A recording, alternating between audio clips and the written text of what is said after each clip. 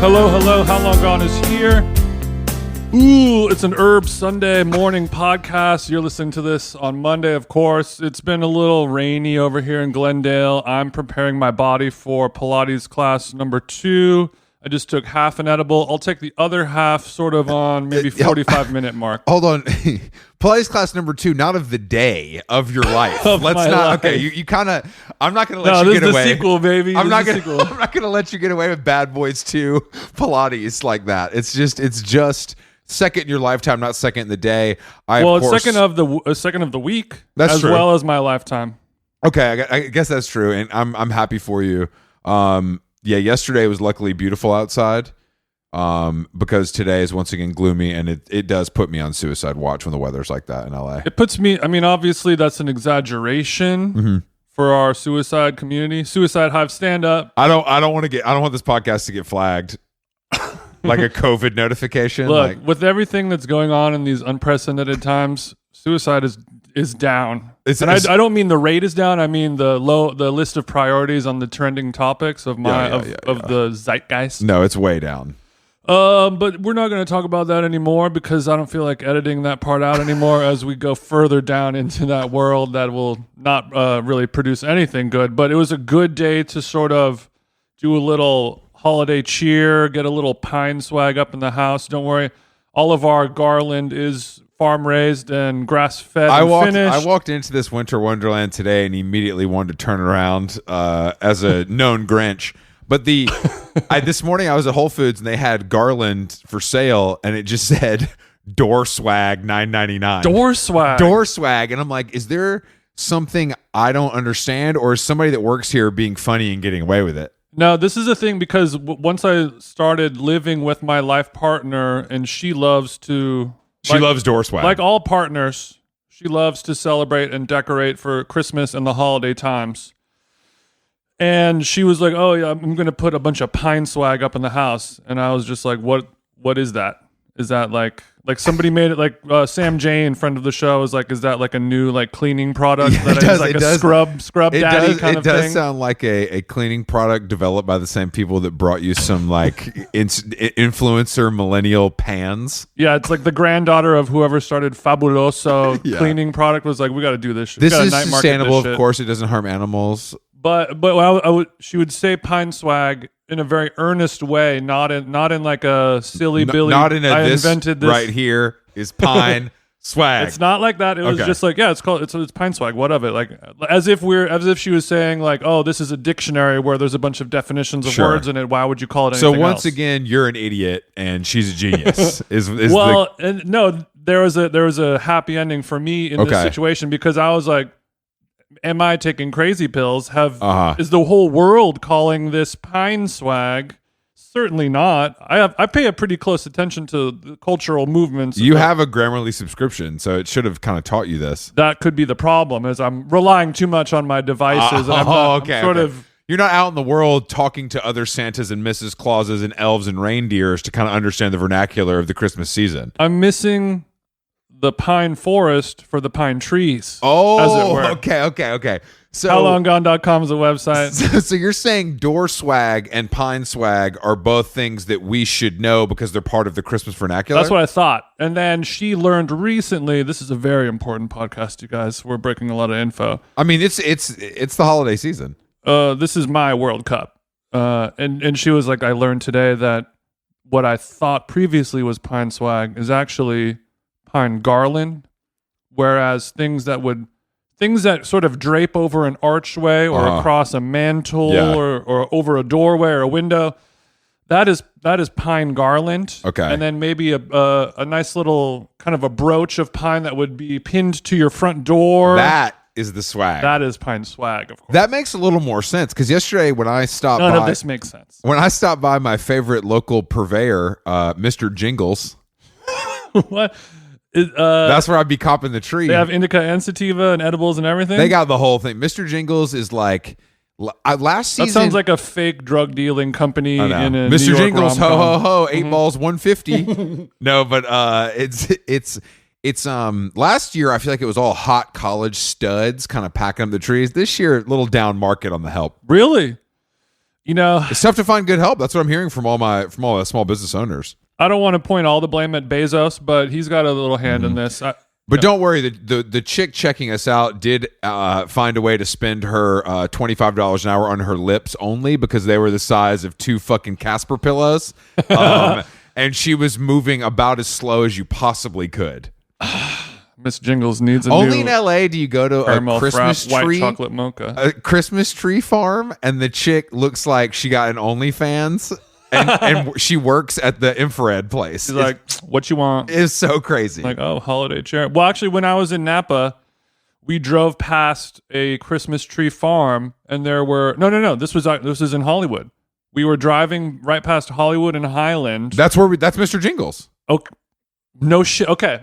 There's multiple Jingles locations. Don't get it twisted. Okay. So we were leaving Hollywood and Highland. For our listeners who are international, that is basically the epicenter of Hollywood. That's where all the Walk of Fame, all the celebrities. That's where you go see Aquaman. Yeah, that's where you go to get your picture taken with a guy that's wearing a Michael Jordan jersey and holding a basketball because he's Michael Jordan.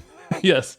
And he does live under a bridge. Yeah, no, he does. He's a tent life guy, but it's not because he wants to, it's because he has to. He does this job. I mean, the money is good, but I really like the ability to be able to take candid photographs of children is sort of his main MO. He does have an Android late model. Okay, so we were leaving Shintaro. Yeah. Driving past Mr. Jingles. This was right when Jingles was setting up. So this was maybe 2 weeks ago or something like that. And they had a big 18-wheeler truck. Yeah. And they were unloading the trees into the lot. And there were 2 or 3 dudes who were doing this work, all of them shirtless, all of them kind of bearded, a little Nordic kind of vibe. And they were... there's like that meme video of the 2 guys who work in like an oil refinery and they're covered in mud and they're moving this heavy machinery and moving these pipes and everything like that, and everyone's like, "This is disgusting. I wanted to fuck all of them instantly." It was sort of you were getting the same energy. I was not, but my fucking life partner. We were driving by, and she's like, "Damn, what's really good with?" I don't really understand. Movers? I have to say, as much as I'm sure those kind of buff fellas want to show off their physiques, it seems like the pine needles would get a little scratchy on the skin. It makes it hotter. So you're saying they're wearing their kind of when you get the nails in the back of the shoulder blades. They're wearing speaking of the Christmas tree, that's right here in the lower back, right? They're wearing their cheap jeans tucked into their cheap boots. Oh yeah, no shirt, but they got maybe some suede gloves on to protect the hands. Yeah. Anytime if a pine needle scratches my clavicle, my obliques, hot. It's just like I wish. Is there anyone here that could like dress my wounds? But this woman, the woman in front of me, it was just the line took forever. There wasn't a lot of great help at Mr. Jingles this season, but I was able to secure the tree and tree delivery because tree delivery. Oh, I'm not touching that thing. There's nothing more pointless than Christmas decorations. Like decorating for anything is crazy to me. Like, why do you spend the time and effort to put this stuff up when you know it's going to get taken down and thrown away? It makes no sense. And to be honest, it's not sustainable. I don't want to throw shots. I don't want to go Third-Berg mode. Your girlfriend doesn't listen to this podcast, so why are you telling her all this? No, because I just don't understand. I truly don't understand holiday decorating across the board. It's insane. Any holiday, it's insane. Even game day. Game day's different. Game day's different. You have to let me wear my big hat in the locker room, Look, there's something, I don't know what it is, but it's implanted in you at childhood, and when you've been bitten by Santa's bug, and some people have it, some people don't, and you are just one of those people where at that you were impenetrable at that age for whatever reason. I think if you have a big enough house, you hire somebody to decorate it, you hire them to take it down. I guess that's fine if you have kids and shit. If you're a young adult or oldish, middle-aged adult like me, there's no point, and it doesn't matter, and I can go to the Grove and get Christmas cheer and then be home and not have to think about it again. Chris said Christmas trees. There's no point. There's no point. There's literally no point. It's a racket by white people. That's what it is. It feels like a little bit of a crime to me. I've noticed that the Latinx community also embraces Feliz Navidad culture as well. It's interesting. They might like it more than whites. It's possible. I don't want to point fingers or make this a racial thing, but I do feel like Christmas is an overarching issue that we need to deal with in this country. Think about the tamales. That sounds good. Abuelita puts her fucking Ugg boot in those tamales every season. There were a lot of Ugg boots at Jingles, but I just don't. But I know what you mean. I'm not even anti-Christmas. I'm anti-holiday because I think they're all pointless and it just slows things down and I get less emails, so it makes me upset. Mm-hmm. But I just think spending $165 on something that's going to die and I'm going to have to use my Miele to vacuum up is just kind of it's just senseless. Okay. Well, speaking of senseless, my tree is a fake one. It's scentless, but there's no cleanup. There's no throwing away. You buy it once and then... I hate to say it. That's even worse. The only good part about a Christmas tree is the smell. So and I know you can buy the Ralph Lauren candle to simulate the smell. They do sell out. Get yours now. Yeah. That's a freebie. That's not paid for. But I buy mine in January. If I'm going to go to Mr. Jingles, spend $165 on the 5-footer, and shit better be smelling like some onions. That shit better be smelling like the Packy out. I don't want because last year you want people to ding dong the mailman just. The opening the mail slot and sticking it in, overcome with the waft of Christmas. No, that's the only good part about Christmas and the tree is the smell. Whereas Thanksgiving, there's no redeeming qualities. The food smells bad. The food tastes bad. The turkeys are ugly. The color palette is not for me. There's nothing. Not even a nice mushroom gravy. Oh yeah, that umami dense mushroom gravy. What looks more delicious than a mushroom soup you pour over some other slop? Yeah. Well, I'm the same. I'm the same way. When I was a kid, I used to love putting up the Christmas tree and decorating it because that meant it was one step closer to yummy presents. That's true. Yeah. But as you become an adult, I mean, I guess depending on how well you were raised, then you might have the part of your body and brain where you're able to ask other people for gifts and tell them what you would want. Obviously, that part of me has died and been burnt off a long time ago. So I haven't asked somebody what I want for Christmas since I was, 11 years old or something. Yeah. So to me, the Christmas time it's all for her, but I do like, it just makes it cozier, but it's sort of a wash whether or not it's worth all the work because like setting up the tree and decorating and all that shit, like it's a lot of fucking work. Cozy. Bro. I'm ready to live like Kim Kardashian where it looks like a jail. Like I'm down, bro. I want concrete floors, concrete walls. Cozy is not for me. You want Kim K's kill room. Yeah, Kim K's kill room. I mean, cozy is fine if it's a hotel for a couple nights. If I want Bowery or Chateau vibes, I know where to check in. Yeah. I don't want all that shit in my actual life. Yeah, but that's in the lobby. You're not going to watch Let It Snow on Netflix, 2019's Let It Snow, snuggled up with a big bowl of Carla Lolly music popcorn and some fucking eggnog and Amaro spritzes. Eggnog is gross. It's just another thing that comes in the calendar that I have to fucking trudge through to get to a beautiful work week. And that's I've dealt with that. Okay. So when you walk home after a hard day's work at your email job, you hang your Noah hat covered in snow and soot on your hat rack.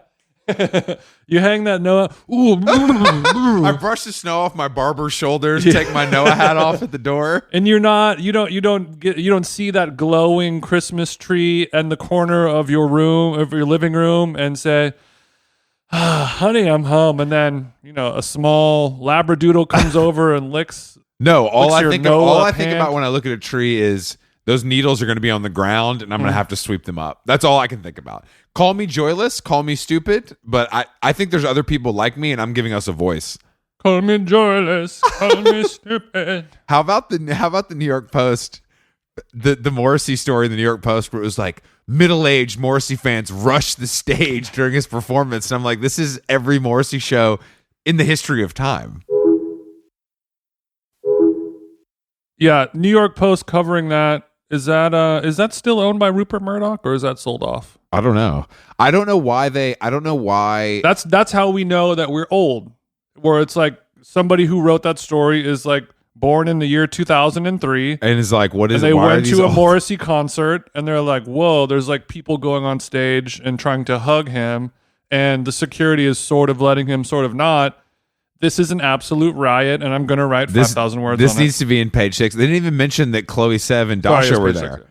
I mean, I don't even know. Like, why would you not mention that?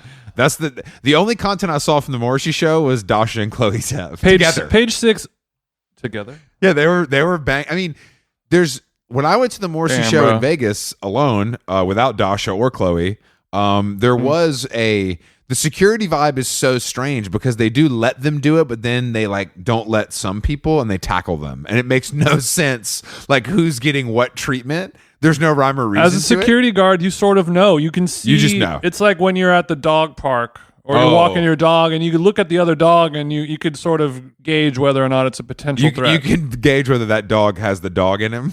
Yeah. Exactly. And it used to be sort of as simple as like, no ugly people, no fat people. Sure. Only hot, attractive people can come on stage and hug him.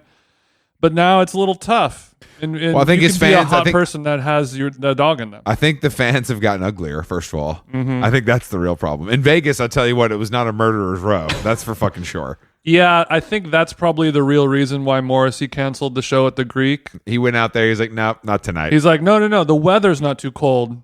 It's just kind of cold for all these hoes in the crowd. Cold. It's very cold. These people are giving me a cold. Yeah, he's like, I thought people in LA were supposed to work out. I know. I love that. I love that. This ain't Colorado Springs. That story was so good. So many people tagged me, and I'm like, guys, this happens at every single show. That's the only reason this is funny. I don't think you're understanding why it's funny. Speaking of security at musical events, I went to a dance music club night on Friday to see friends of the show, DJ Python. Who else was on this bill? Because it was, of course, words that I had never seen before. So my friend Richie, he does a party called Lights Down Low. Him and another guy, Corey. They were playing Yusu, another friend of the show. She's a DJ from Vancouver. Oh yeah. Okay. Got to build with her. And then Omar S. And then Anthony Naples, B2B with DJ Python. Anthony Naples does sound like an Italian porn star. How was his set? They did it. They were the only people I watched that I liked. Omar S was not giving, unfortunately. But people love Omar S. Love. He was in a bad mood, I think. Like we got out of the car. We got out of Hold the on, what time did this start? So it wasn't a super late one. It was like a 10 to 3. So it wasn't early, but it wasn't one of those like it starts at midnight. What time did TJ 6. hop out of the Lambo truck though? To go to when did I arrive? Yeah. Probably like 11:30. And where was this? It was downtown. Oh, I knew it. I knew it. The venue was truly awful. It was called the Globe Theater. It's like right up the street from like the Ace Hotel. It's been there for a long time, right? Yeah, it's like 100-year-old venue. It's very similar. It's like the Avalon. So you went to a dance music club night. Yes. Something the old TJ would have done any night of the week. This had to be reserved for a Friday. You had to do some pre-partying. What drugs did you do? What did you drink? Okay. How did you deal with this? Okay, yeah. So this was a thing that I was thinking about. In order for me to go to an event or a party or a club that starts after 11 or 12, where you would show up at midnight, I need to have a certain series of events lead up to that in succession for a domino effect. Otherwise, I can't even sit down on a comfortable couch after 8 p.m. or else you might get faded. I might start going into dark waters. Yeah. But our friend Nargis, she had a martini party at her house. So you drove all the way to Altadena? No. Luckily, it was in Echo Park or like Angelino Heights, just around the corner from Quarter Sheets. Great cake over there. The cake is good. Oh, come on, bro. I've never had it. Exactly, dude. Life changing, bro. What they do with lychee? Oh fuck.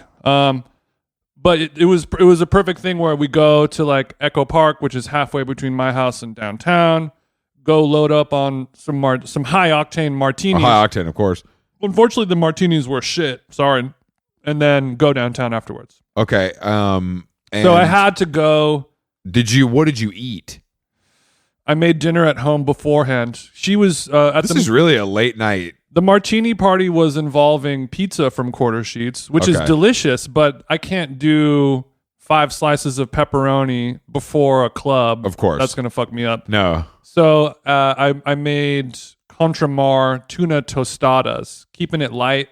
Okay. I saw some tostadas in the kitchen before we podcast. I wondered what you were doing with those. Okay, so you just get a corn tortilla, you deep fry it. No, I know what a tostada is. It's a little ahi grade sashimi tuna. I make, of course, a chipotle mayonnaise with QP, some fried leeks, and some fresh avocado on top. and you just pop those things. You've never been to Contramar, right? In Mexico City? I've been to Contramar. Have you been there of sound mind? Have you been there sober? I don't remember, dude. I try to block out Mexico City every chance I get. So yeah, I know. I've definitely been there. And what's the other one? I mean like the other you have to go to a restaurant? Yeah. I don't know. There's like 5. There's one with like a cricket sow. That's where I have my first insect. I remember when I ate my first insect. Anyway, so I said a you good had some base light of sashimi. tostadas, then you had some bad martinis. What was wrong with the martinis? So martinis, it was when you're doing a martini party, you have to sort of like. Okay, first of all, martini party is not something I've ever heard before. I think it's just people getting together to drink martinis. So let's not give it this little name. Okay, well, what's a party if not a gathering of people getting together? Well, I think it's just you went to a party at Nargis's house. I don't think it was branded as a martini. It's like when people call something a mansion party. I'm like, how corny? How corny can you be? It's just a party at a nice house. It's a party. That's a fair point. Let's just say party. And then the drinks that were offered. The iCal invite had a martini emoji in the header, just to so this is Nargis's fault. Well, I like it.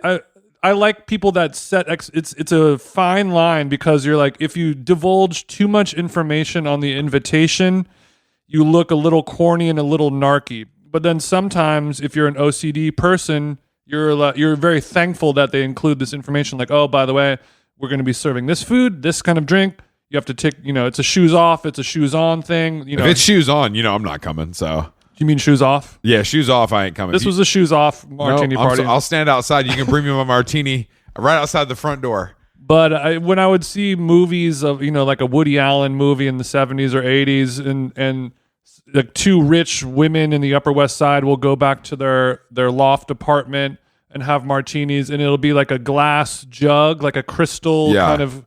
Like 1 gallon container, and there'll be a long spoon. It'll be filled with ice and water, and then that's just like 11 martinis ready to go. So you're saying that's what you should have done. So it was a batch made cocktail event. It was a batch made cocktail. So this event. is like any other activation we've ever been to. It was just at someone's house. Yeah, exactly. But the drinks were free. But it's a tough thing to manage a martini party because it's a very easy drink to make. How many people were at this party? Maybe like 10, 15. Who was the most drunk? Small gathering. Who's the most? Nobody was really that drunk, actually. There's a couple annoying bitches that were drunk. Mm-hmm. Had to fuck with them a little bit. Yeah, of course. Damn, there's 2 people there. There's a couple there. Hopefully they're not listening, but if they are, whatever. But they still use Foursquare. And I was trying to get them to explain to me like how in 2022 can you still be addicted to Foursquare? They must have worked there and have hella stock. There's no other reason to use that. It's very possible. But they like, we're checking in right now? Like, what? How did this come up? How did they reveal themselves? They were like, they were going for some reason. Like when this is really funny. Okay, people who are like so on their phone. Like how people might talk about you with your Twitter or social media addiction. You're not even close to being severe on that scale compared to some other people who are truly just like so living online that it has done permanent mental damage to them and physical. Oh, I don't want to see the hump in the back of their neck. In terms of their core strength, all that shit. Yeah. Weak. Yeah. They probably don't even hang upside down for 10 minutes a day. Fucking idiots. But like those people who are just like, when you go like, hey, let's go to a party of 10 people. We're going to drink martinis. Yeah, this isn't like a rager with 100 people. Have some pizza, and we sit around and talk about. Have you seen White Lotus? And but they were unable to sort of do that, and they had to look at their phone, and as if they were sitting in an airport terminal waiting for their flight by themselves, just like. Oh, Foursquare. Oh, or like I'm so bored. I'm going to look at my Venmo history. Sure, and this chick was like, 7 years ago, I went to an alpaca farm. I'm glad I remember that now. And they're just looking at their phones instead of talking to people and be like, so what, why are you on Foursquare? And they'll go back and look at their phone and start scrolling and be like, oh, well, like 2 years ago, we went to Dairy Queen. Remember that? So they use Foursquare as a memory bank? Kind of, yeah. I mean, it was very similar when I was talking about Pierce Brosnan's Children. Yeah. Where when they were looking at themselves in a mirror, they felt the need to narrate their own personal life as if somebody was filming them. They were just talking out loud. talking out loud as if there was a camera crew being like, all right, so what do you guys think about your outfit today? These people old or young? They have to be old to use Foursquare. They were like, I would say, early, mid-30s. Wow. Intelligent people who probably make good money. They definitely make good money, but what do they look like? Beep. Okay. No, they look like normal, like hipster they look like white normal people. East Side cool people, but they use Foursquare. If you don't have, if you use no shade to those folks. If you use first generation like apps on your phone and you don't have equity in the company, we got to talk. Like that's wild shit. We need to switch up the SSRIs. That's so weird. You need to go do a week in Joshua Tree alone and just unless figure it's some Facebook shit out. or LinkedIn because those are cool. But something like Foursquare. Like, first of all, I never use that. Snapchat, Foursquare, I just never downloaded. That's like a bitch pulling out Angry Birds at a party in 2022. I'm like, really, dog? I mean, I guess. So they're unable to sort of socialize like that, and they have nothing to talk about in the real world, and their Twitter fingers are more powerful than their spoken word. Mm. So, they're not, they're in a different weight class. It's like a boxer trying to fight a heavyweight. And they're really good at Twitter and talking in text and type, but when you're like, hey, what's up, man? What are you doing? And they'll be like, and smoke starts coming out of their ears and shit. So this party sounds lit, and then you left and went at 11:30. I drank, instead of the martinis, I drank a whole bottle of Jake Trott's girlfriend's orange wine, and I felt bad about that. Okay, well, I'm sure she can afford it. It's fine. She's all good. So you got drunk. Hopped in the lift. Mm-hmm. We pulled up right behind Omar S., who got out in his matching Gucci bucket hat and backpack. What? And he still DJs on CDs, so he had the Case Logic CD book. Okay, that's cool. I'm back on Omar S. What? Yeah, he was real. What car was he? What Uber did he pull up in? I don't know if it was a Lux. Oh, I don't know if it was a Lux. Who's the promoter of this party? Somebody you know? Beep. They couldn't pony up 100 for the Escalade. Where does Omar S. live? Detroit? Probably Detroit. Yeah, some shit like that. So what is he known for playing? Disco?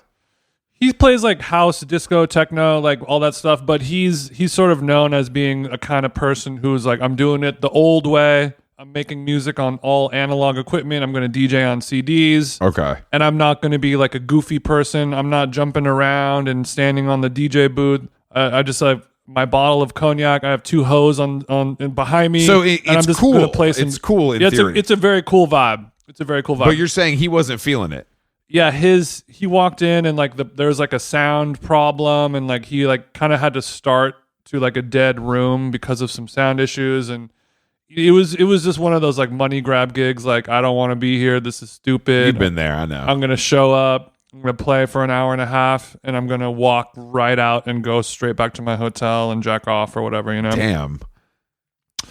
Or, whatever it is. Hopefully he got some Korean barbecue or something. So how long did you stay at this party? I stayed till 2:30. Oh my God. So Omar was playing, and then while that was kind of boring me a little bit, no shade to the God, wasn't his fault. I've seen him do amazing sets. It's awesome. But I was kind of talking to people, blah, blah, blah, shooting the shit. And then so you knew some people from the EDM community, you kind of are able to dip back into that no problem. I found 3 or 4 people that, Theo Bark was there. He had a whole harem of freaks. I was proud of him.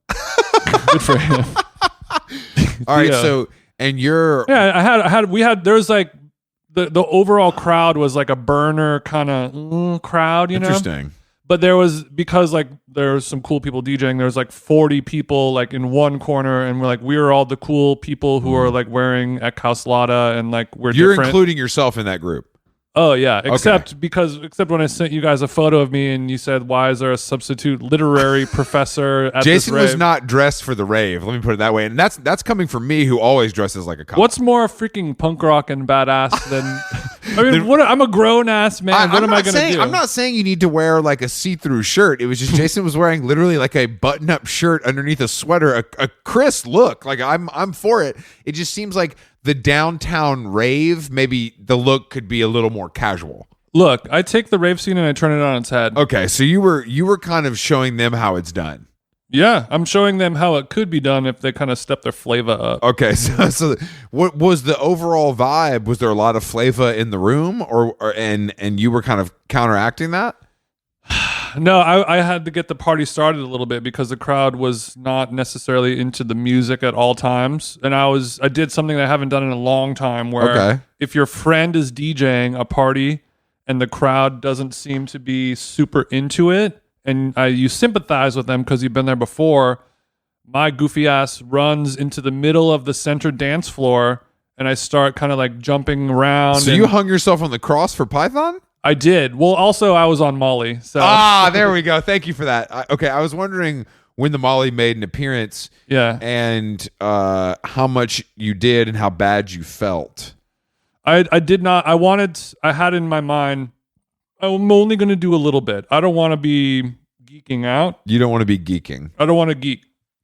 I just want a little bit just to keep me awake. Of course. And keep me, having a smile on my face instead of a frown.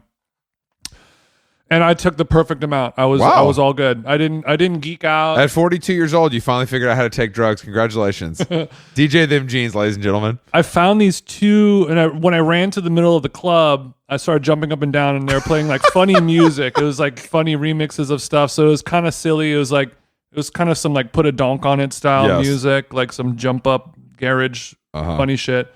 And there are these like 2 or 3 Japanese dudes there, and I was like jumping up with them, and they kept pushing me out of the way. They kept pushing me to the front of the booth. Like they thought that I was very stupid and they did not like me. They thought I was like really dorky. Were these like cool guys? They were like cool, like Japanese kind of streetwear dudes. Of course. From Japan. Yeah. They were there in town. Like they were cool and swaggy. They weren't mean. They didn't have a bad attitude, but I would be like jumping around and dancing, and they kept pushing me to the front of the like the barrier in between the DJ and the crowd. They kept being like, get out of here. And then they wanted me to like dance there, and they were like taking photos of me. Basically they thought I was like really dumb. So then I grabbed their heads and I started using them as like a crutch to jump up and down. And I don't know if they love that much. Did they try to step to you? No, they thought it was really funny. Like they were laughing and I was laughing, but we were both kind of like pushing each other in a hard way. There was some tension, but no one's going to break first because then you're a pussy. Exactly. Like if you actually get mad, you're lame. We were both going kamikaze mode, basically. Okay. But neither of us crashed the airplanes into each other. So it worked. It did work. Sometimes you just have to fight fire with fire. That's pretty cool, actually. It's not the first time I've tangled with the Japanese in the club. I'm sure. No, they're a rowdy bunch, but it all comes from a place of love. So Python crushed it on the CDJs. He crushed it on the CDJs. Him and Naples played a fun set. I loved it. And Carolyn and all of our friends that we were with, she was like, I love this music. It's so fun. How much would because that was the last time she was listening to like dance music, was like when this era was around. I see. So it's like late 90s, early 2000s when she was a kid. How long would I have made it at this party? 20 minutes or 40 minutes? I would say if you talk to Python, I would say 40. Okay. That's fair. Because he's just the best, I couldn't talk to him while he was DJing though, so hopefully I time it right. But to bring it back to security. Yes. There is a situation there where, and this is a touchy subject, but there was a raver in the crowd who was in a mechanical wheelchair. Pause. Okay. And he was, he was just a regular guy, and it's not unusual to see people in a wheelchair at a concert or a party or whatever. Everyone is usually very respectful to them and like, make way and like, hey, move out of the way and make sure that they can go to the front and get a good view. And everyone was doing that. But as the night kind of progressed, he kept getting more and more fucked up, but in a dark and angry way and less of a fun and raver way. Did he run over your foot? That's just the start of it. But he went from being like dude in the wheelchair at the party where everyone's we're all showing love, it's all respect. Was he with a crew or was he solo dolo? He had a couple people with him here and there, but he started with a group and he ended solo. But okay. And it would be normal, and then I would walk past him and he'd like yell something at me. He'll be like, "Hey, are you blah blah blah?" And I'll be like, "No." And then he would like turn the wheelchair around and go off without even saying anything else. And I'm like, okay, well, that's interesting. Like, in kind of a curmudgeon-y, disgruntled kind of way. What's the age range on this fella? He's probably mid-30s, I would say. Okay. So too old to be at the rave, just like you. So maybe he's feeling a little competition. So he got I was dancing and raving and all this stuff, and he basically kind of bulldozed me from behind. He sort of God damn it. Yeah. All right. So, and I want to be clear because I have spoken about wheelchair tennis, and I don't want to be on the record as a person who has a honest this problem. Seems like a reoccurring theme with you, not me. I'm a friend to all communities. When it's like, oh, if this happens enough times, maybe you're the problem. Maybe you're the problem. So I just want to be clear. You're saying to me that this guy, he came at you.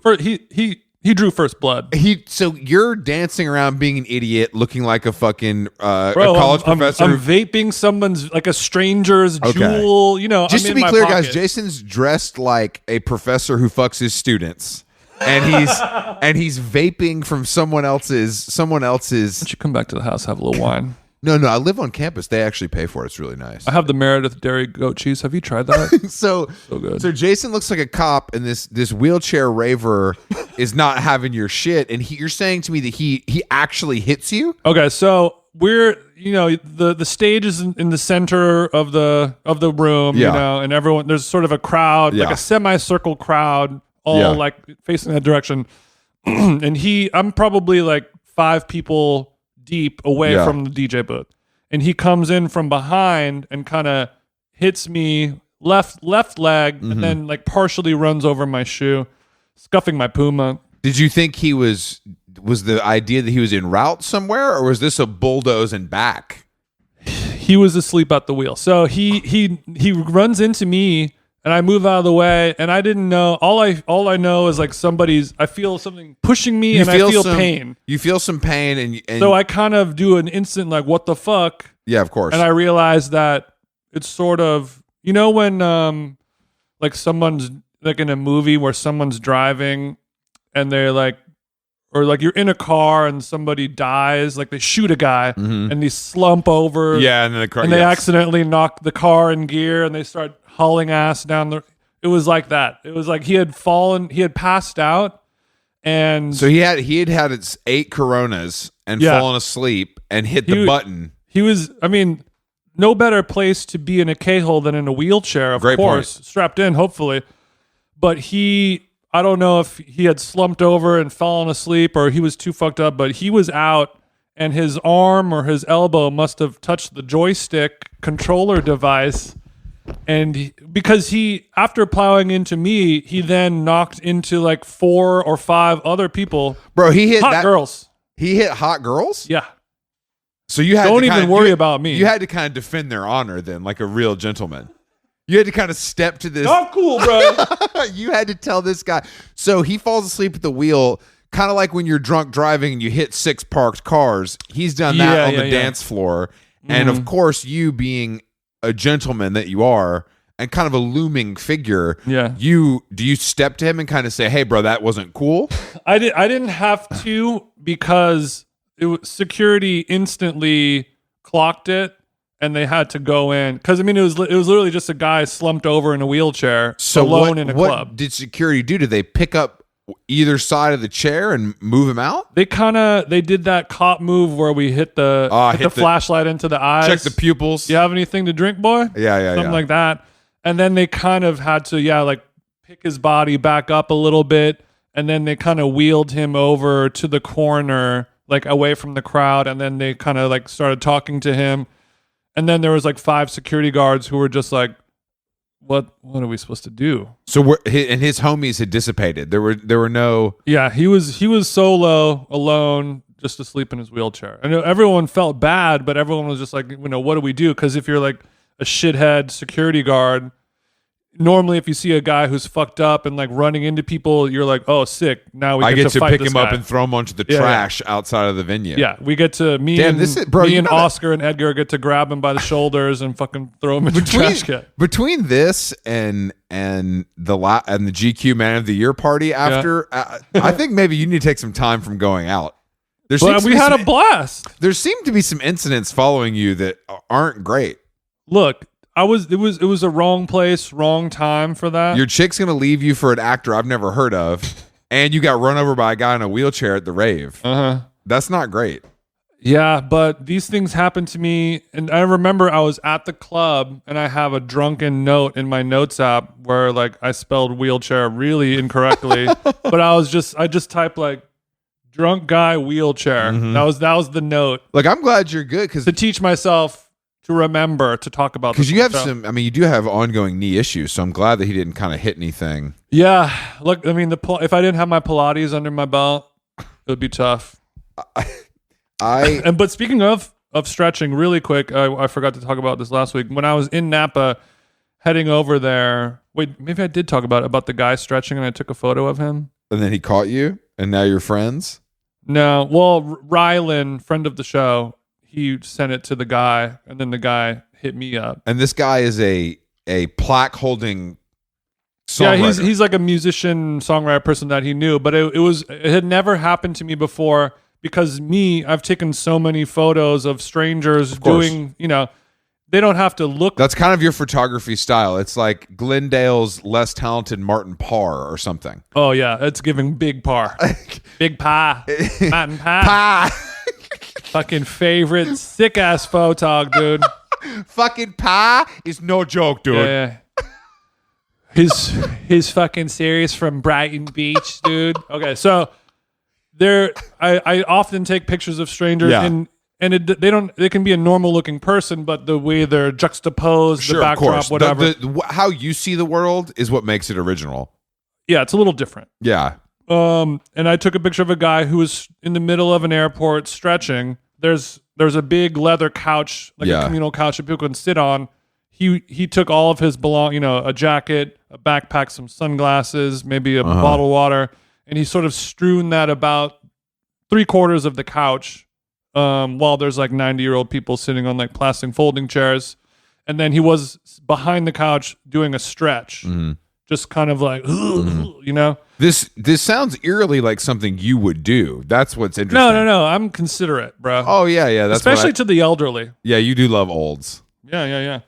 And I was like, oh, I'm inside of an airplane hangar. The sun is shining on this guy. There's shit all over the place, and he's just alone, stretching in his own little fun world. And I've been there before, and I take a picture and I post it.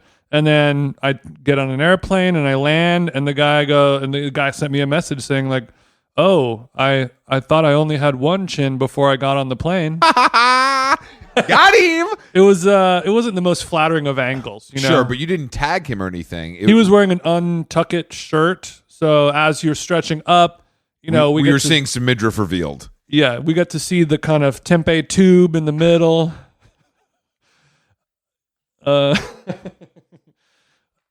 Yeah. You see the tempeh tube, and he's had better angles. How did it end? How did this interaction end? Well, I was in shock because none of my subjects have ever reached out to me like that, and your subjects, and it had me wondering, like, oh damn, like, do I need to start blurring out faces? Does Instagram have that as a feature? I'm sure you could do it with your Facetune app. You just do a little different tuning. I don't have the Facetune app. My life partner does all my tunes. I don't know. I'm sure it's. I'm not paying no $3.99. I don't think that. I doubt that Instagram offers it directly, but I'm sure there are many aftermarket apps because everybody has to blur out their license plate. So license plate, minors. I think it's. No, I think you should just put. Or actually, just put an emoji. Over funny the emoji face. like they do. Like people do with their kids. Yeah. Daily Mail does a blur. I prefer a funny emoji. We got to go emoji on that. You put an eggplant emoji over every dude's face that you ever take a picture of. That's a nice signature. So sick. Got him. I want to talk to you about Aaron Rodgers. Okay. As I saw some news that broke this week that a fellow player, Aaron Rodgers, football player, American style football player, Aaron Rodgers, a new player had been signed to the team, and they met for the first time, and the guy said that the first thing that Aaron Rodgers said to him was, "Do you believe in 9/11?"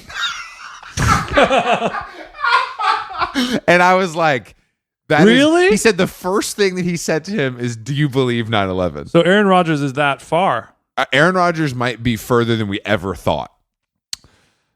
What does that even? I mean, so what does that mean? I don't know. Do you believe in 9/11 as if? Do you think it even happened like the moon landing? Yes. Do you think it even happened? Like that's what I take it to mean. I'm sure maybe he means it in a more nuanced way, but he's a football player, so he's not very smart, so he probably can't articulate that. He had a couple hits. You know how the CTE is. So this is sort of like flat Earth territory in terms of having a grip on the world. It's seeming that one of the biggest downfalls of social media culture is athletes being able to see stuff. Being able to see, like back in the 70s, 80s, 90s, the managers, the coaches could all, right over here, champ. Let's not look at all that, champ. We gotta get you back in the now. See, what we need to do, I think, is kind of. We got to ban them. We can't. Basically, once you sign a certain level of contract to play for professional sports, your access to YouTube is taken away. And we have to kind of get you focused on the game and your fitness, et cetera, et cetera. But the YouTube stuff. No, I think you can go on YouTube, but they have to install some type of governor. Governor. Yeah, there's a governor. And they can afford to hire a full-time human. It's like a sober coach, but instead it's a every time you click on coach. that fucking Alex Jones link, you get a text from some guy who's like, The fact that Aaron Rodgers, it hasn't happened to the same way it's happened to like Kyrie, but these guys are truly throwing their lives away based on an algorithm from YouTube. That's literally what's happening. Yeah. Like these guys are not smart enough. They get sucked into the vortex and they just believe it. And then the worst part is they talk about it.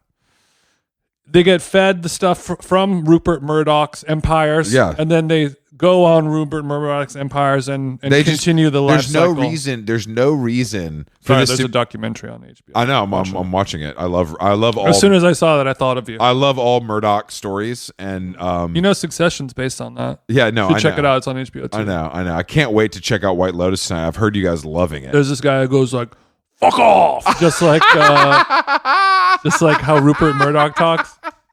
No, that's crazy, dude. Yeah. That reminds me, I was watching The Crown, not to talk about TV again, we'll move away from that, but there was a scene where there's a newspaper, like I don't remember which one, a British newspaper, the Daily Post or some shit like that, Sunday Times, and there was an article written about the Queen that was very unfavoring. Yeah. It was a takedown piece, and the whole episode was her staff keeping her from reading this Sunday Times that's for funny. Like a long time. They're like, this bitch cannot see it, and she's on a yacht at the time, and it shows a boat come to the yacht and then drop the newspaper off in the plastic like at a doorstep. And I was like, oh, that's very cool. And then someone has to instantly grab it, and they're removing it from all the rooms and tables, and I was like, this is the last time in the world where you could literally take the most powerful person in a continent. Well, that's what, and keep information from them. That's what Tim Dillon was saying about like Biden stuff today. He was like, bro, these guys, Biden's so old. He comes from an era where you like call the guy at the fucking TV station and say, don't do that. And they don't do it. And that's it. It just doesn't come out. Now that's not necessarily how it works. So Biden has a phone that has Twitter on it. Yeah. But God help the guy if he knows how to fire it up and look at it. Yeah, he doesn't know how all the info is sitting right there. It's he all just there. Doesn't know how to access Getting there is still difficult for him. But yeah, that's I think that's something to look into as we move forward is banning athletes from YouTube. And I know that would be a hard pill to swallow, but some of these owners need to put that in the contract. I think it should be a contract stipulation where it's like, hey, if you want to be able to go look at YouTube and do whatever you want, if you want to turn into a QAnon person, perhaps, that's totally fine. We'll do $3 million a year instead of 30. Yeah, exactly. You're a new risk. Like it's like the way they can't ski and stuff in the off season because they could get hurt. Same thing. 100%. I would say this is riskier than a top level athlete like skateboarding with his homies on the weekends. Yeah. When Chris got his Play School My First Amex, do you think it had a $3 million limit on it? No, they started me small. 5 bands, 10 bands. They started me small. You earn the trust. Yeah, exactly. That's what these. But also, to argue that Aaron Rodgers has been playing football and not saying a damn word for a decade. It's true. And then at the end of his career. Nah, bro, Shailene got him on the ayahuasca. Something happened. Something unlocked in that man. Got that good 5 HTP and alcohol in his system. 5 HTP and alcohol. I got that good Q9 42.8 B D-Zash 1.9 hertz. HTP and alcohol. I got some down bitches I could call. Shailene Woodley like braiding her armpit hair in Portland. Bro, I mean, I get it. As somebody who looks exactly like Aaron Rodgers, both in mind and body, of course, in BMI, there's a part of me that sees Shailene Woodley and I'm like, yeah, I kind of get it. Bro, no way. I know. I can look at her and it's tell weird. She's a problem. Yeah, and you're saying it like it's a bad thing, sweetie. No. I'm not. I don't think the mental, I don't think her mental illnesses are going to make her more of a freak, which is, I know what you're thinking. Yeah, of course. Well, when I see that, Aaron Rodgers is like, okay, there are some flags. She's a problem. No, don't make a flag joke. I was not going there. Holding, offense number 30, 10-yard penalty, still first down. That'll move the chains. That's pretty good, Chris. You look at the Shailene in a Aaron Rodgers situation where every day you open up your DMs and there's 30,000 people who are like, bro, here's my pussy, have sex with Aaron Rodgers could be going to Aaron Rodgers in Scottsdale, bro. Think about that. Name your price, whatever you want. All the flavors, you got it.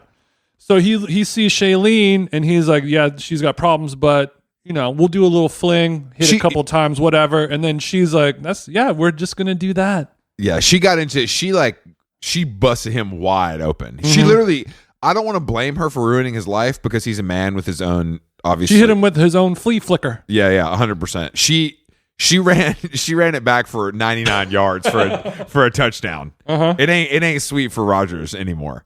Yeah. But that, I mean, I don't know how we got here, but yeah. I just think that the access to information is ruining our society. Me included. Especially these damn athletes. But it also makes it more fun and interesting. Speaking of Aaron Rodgers and things that are bad, Art Basel is happening right now. I can't believe we didn't go. How did no one fly us out? I see some motherfuckers that should not be there getting flown out. I think we're above it now. I know. I think it's a Scottsdale. Did you see any fire activations that you were sad to miss? So I sent those photos to you, but there's a club there, though, Hyde. Of course, the famous Hyde from Sunset Boulevard that we're familiar with from the Hills era of LA nightlife. Yes, Hyde spelled with a Y. I think Brody might still do Thursdays there. Brody will do Thursdays there with the homies. Brought to you by Casa Azul. With the homies. No, it's actually, bro, we got a good deal with Milagro. It's sick.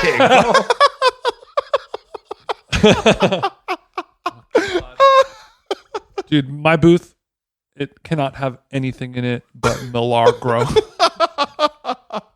Yeah, you guys come through if you're around. Yeah, we'll be there from 11 on. Yeah. So there's a Hyde Beach Club in Miami, of course. And there was a DJ set from Alec Monopoly. So Alec Monopoly is not only a famous and well-regarded street artist, but he's also sick on the Pioneer. Just on the heels of the Airmail article about the celebrity DJ, which did a pretty good job about summing up some of my thoughts on the subject. Yeah. I was able to tag you in that post. In only the way that Airmail can do. And I am now an Airmail subscriber and apologist and sympathizer. I drank the Kool-Aid and I think it's yummy. Welcome to the team. So Alec Monopoly DJ set is there, I just want to be clear, is he separating church and state or is he doing some live painting as well? So he's known as being the worst graffiti artist, the worst street artist of all time. He literally draws a stencil of the Monopoly guy on the wall and he somehow has millions of dollars for that. Well, I mean, I guess Chris Brown and Justin Bieber will buy his pieces to put in one of their homes. Don't forget Scott Disick.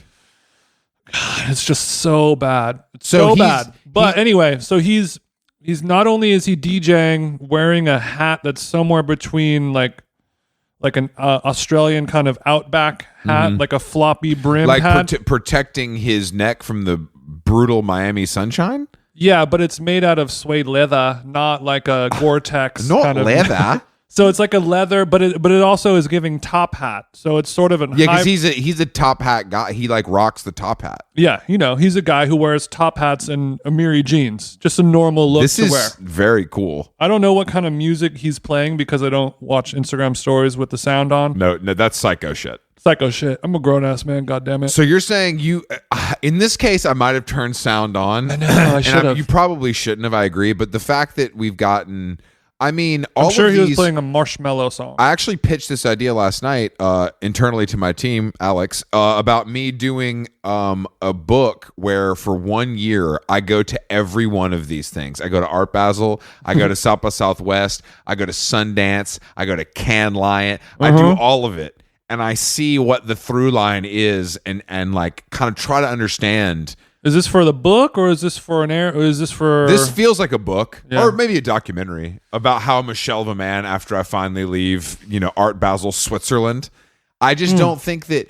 I think that there really is like a core group that goes to almost all of these, and I think some of them are paid, obviously, like influencer shit, and some of them just like can't not be there. Well, I mean, this is your favorite type of person, which is, I guess, just would be described as a socialite, right? Yeah, but it's different because it used to be like you stuck socialite / with Global Citizen Rising. Yeah, but you stuck to your discipline. Like if you're an art world person, it's like I'm an art world person. If you're a music business person, you're a music business person. Now the line is you flat. hang out with white people, you hang out with white people. Exactly. It's like, oh, I'm going to Austin and I'm also going to like Copenhagen. Like the fact that you could go to South by Southwest Tech Week and then just hop over to Sundance and it's basically the same Amazon party at both things. Yes. Used to not be the case. It used to be more industry specific, I guess is what I'm trying to say. And now it's been flattened like Kyrie's Earth. Yes. And you can just touch all of them and it's all the same, which makes it really strange because they were the original idea is that it's so industry specific. Look, also another Chris thing to do, you got to follow the money. You got to follow the money. I understand all of that, but I think that it is because back in the 90s, or when the last time you could do that, when it was normal and everyone would do the normal things they're supposed to do, whatever the 90s and before, everyone was making money. Vogue magazine made money. Condé Nast made money. Now you have they could have a party. A record label is like, yeah, I'm going to spend $1 million and throw this dope ass party in Aspen, and now they're like, oh, we don't have enough money to pay the fucking. No, I mean, the guy who cleans the toilet. Of course, we're going to take money from our official sponsor, which then ruins the party. But I just don't. I wonder who I wonder if I did that, who the person would be that I'd see at every single one of them. Because there's definitely at least one. There's one person. That's a good point. And maybe they work at a brand, but I hope they don't. I hope they're merely a low-level influencer that gets by just enough because W Hotels, they have a deal with W Hotels. So it's a free place to stay, and then I don't know. I think like they haven't been inside of their own house in months, and they just it's like up in the air with George Clooney, but for weird events. For weird events, yeah. That was actually something I was thinking about before when I used to love Art Basel the same way I used to love Coachella and I used to love South by Southwest and whatever. And Coachella makes this list interestingly. But it's a ticketed event, so it's an outlier in a way, but it's a big part of that circuit. It's a ticketed event that non-ticketed private events, bold name dominate events they gather around that because of money. But what I want to try to figure out is how do you have one of those tentpole events like you were describing? How do you maintain your coolness, your authenticity, the original ethos of what you set out to do for at scale and for a long period of time? Like, how did Art Basel go from being the coolest idea, like everyone who's in this art world is going to leave New York. We go to Miami, it's warm there. You go to Miami and you have a beach party while it's snowing back home. You hang out with all the artists from around the world. You do coke, you fuck each other, you lay around on the beach, you smoke some cigs. It's great. Eat some crabs and you go home. How did it become worse than any other thing? It's honestly, I blame streetwear. it's brands though. It's not It's streetwear specifically. Well, the nouveau riche of the 80s was a lot more manageable and tolerable than the nouveau riche of 2022. Like, it's because everyone can get some. If you can throw a good party, you can get money to throw a party, and then it attracts nobodies, and they're going to come because this is what they do. And the people who have the biggest houses and the yellowest Lamborghinis in Miami, they're not like, oh, I'm a mogul or a baron or a magnate. It's like, oh, I'm a streamer who doesn't know how to pronounce the word fascist, and I don't know how to talk. I have a Twitch studio in my house on Brickell, and it's I live here because it is tax free. Yeah. That's who's winning, and that's Miami is such a when weird. You follow the money, it's over. We agree on this. Miami is a very weird, special place, and I do think that it not only is it going to wash away in the sea, that's confirmed. But I do think some of the magic has unfortunately, like the tropical storm, had come and washed away. It needs a cleansing. I think the tax haven, I think the crypto, it all just kind of combined in a very short amount of time to make it almost unbearable.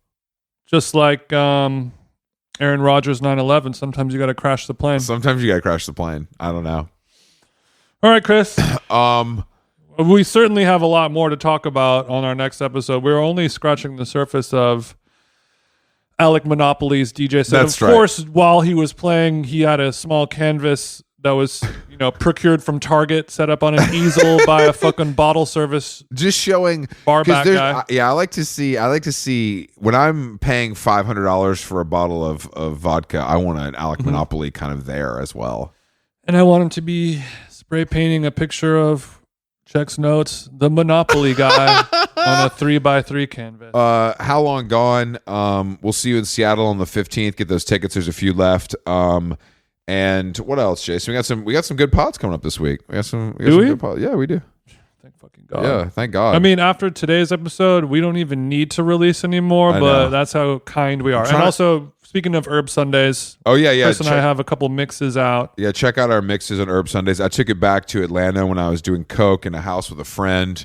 Really, really dipping into my bag. For all you guys who listen to this that love Lucinda Williams and the Jayhawks and Whiskey Town, Speaking of, during that time frame, I was listening to all the music that I put on my mix while my friends were smoking OxyContin, and I was sort of. Well, I was doing that Xanax too. I just had better taste in music because I kind of need a little twang on my oxys. Okay. You know that.